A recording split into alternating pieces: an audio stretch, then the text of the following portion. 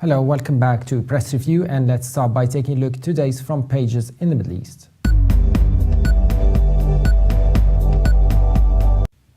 Starting in Beirut, where the Daily Star leads reporting that a senior Future Movement source has said that MP Michel Aoun's betting on the Future Movement's support for his presidency bid is misplaced, as doubts increased about the parliament's ability to elect a new head of state on time.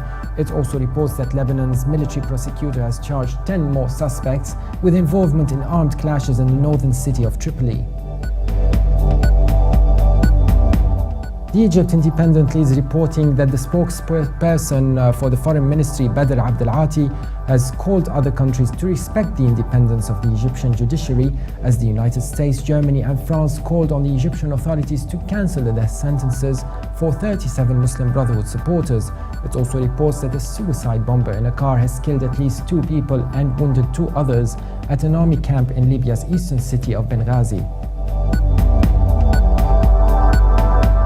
The Jerusalem Post front page leads reporting that with Washington not taking as firm a stand against the Hamas-Fatah unity agreement as Jerusalem would like to see, Israeli officials said on Monday that the Obama administration gave Israel assurances that it would not be expected to deal with the Palestinian government supported by Hamas.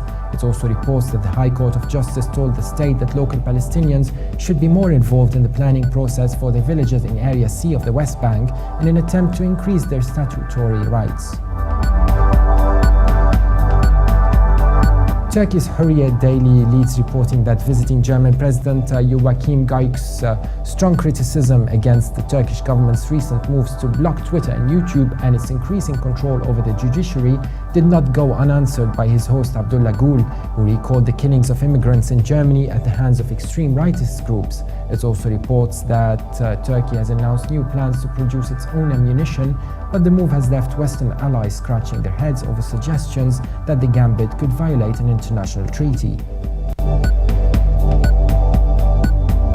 And from Saudi Arabia, the Arab News reports that medical insurance companies in Saudi Arabia said they have not yet received any instruction from the Health Ministry to provide insurance coverage to patients suffering from the Middle East respiratory syndrome.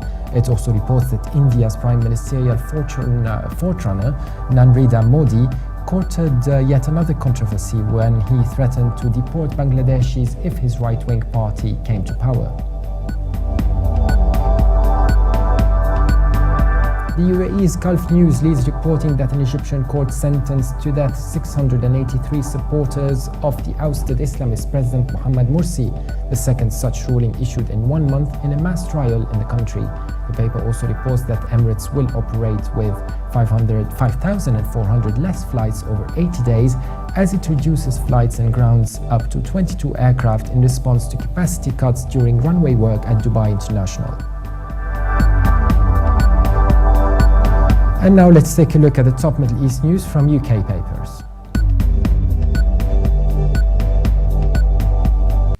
The Telegraph leads Middle East news reporting that Britain and Iran have taken another step towards the full restoration of ties after a top Foreign Office diplomat flew to Tehran in the highest level official visit between the countries in 2.5 years.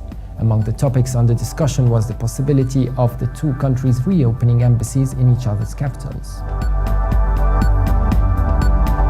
The Guardian reports that US Secretary of State John Kerry has apologized for warning that Israel risked becoming an apartheid state if it did not reach a peace deal with the Palestinians, following a barrage of criticism in America. In a statement, Kerry hit back at what he described as partisan political attacks against him, while stating that in retrospect he would have chosen a different word. And now let's take a look at the Middle East news in international papers. The Times of India leads Middle East news reporting that remains of about 50 mummies, including newborn babies, thought to belong to the 18th pharaonic dynasty, were found in a huge tomb in Egypt's Valley of the Kings in Luxor. The discovery was made by a Swiss team from the University of Basel, working with the Egyptian government. And from Germany, the Deutsche Welle leads its Middle East news following the Iraqi elections, as it says the streets of Baghdad have never been as colorful as they are these days. The colourful street scenes came from the campaign posters of the various parties, alliances and other groups seeking attention ahead of the elections.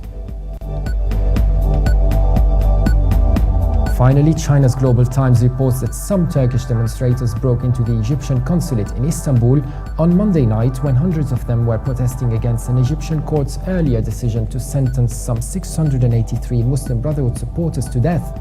An eyewitness said more than 1,000 demonstrators staged protests in front of the consulate. And for more updates, please visit levant.tv. Thanks for watching Press Review. Be sure to join us again tomorrow, and bye for now.